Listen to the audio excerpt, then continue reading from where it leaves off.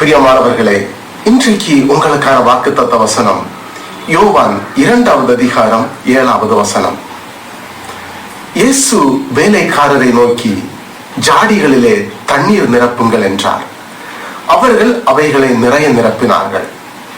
அன்பானவர்களே, இன்றைக்கு இந்த வார்த்தை கானா ஓர் கல்யாண வீட்டிலே ஒரு குறை. என்ன குறை என்று நாம் பார்க்கிற பொழுது அங்கு திராட்சரசம் குறைவுபடுகிறது. இயேசுநாதரும் அந்த கல்யாண வீட்டிற்கு அழைக்கப்பட்டிருந்தார். அந்த திராட்சரசம் குறைபட்ட வேளையில இயேசுநாதர் வேலைக்காரரை நோக்கி ஜாடிகளிலே தண்ணீர் நிரப்ப சொன்னார். அவர்களும் அதன்படி அந்த ஜாடிகளிலே தண்ணீர் நிரப்பினார்கள். நிரப்பின அந்த ஜாடிகளை கொண்டு பரிமாற சொல்லுகிறார். அவர்களும் சிறிது கூட யோசிக்காமல் அந்த ஜாடிகளை கொண்டு பரிமாறுகிறார்கள்.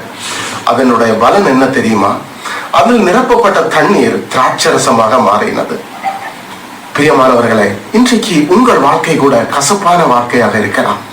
ஏதோ ஒரு கொடிய நோய் நிமித்தமாக உங்கள் வாழ்க்கையில ஒரு நிம்மதியை இழந்து கசப்பான ஒரு வாழ்க்கையில வாழ்ந்து கொண்டிருக்கின்றீர்களா?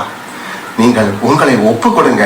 ஆண்டவரிடத்துல ஒப்பு கொடுத்து ஜெபிக்கிற பொழுது, ஆண்டவரே எனக்கு பலத்தை தாரும், என்னுடைய வாழ்க்கையில் உள்ள கஷ்டங்களை மாற்றும் என்று ஜெபிக்கிற பொழுது உங்கள் வாழ்க்கை ஆசீர்வாதமாக மாறும். மாத்திரமல்ல, உங்கள் வாழ்க்கையிலும் கூட ஆண்டவர் அற்புதம் செய்ய வல்லவராக இருக்கிறார். God bless you.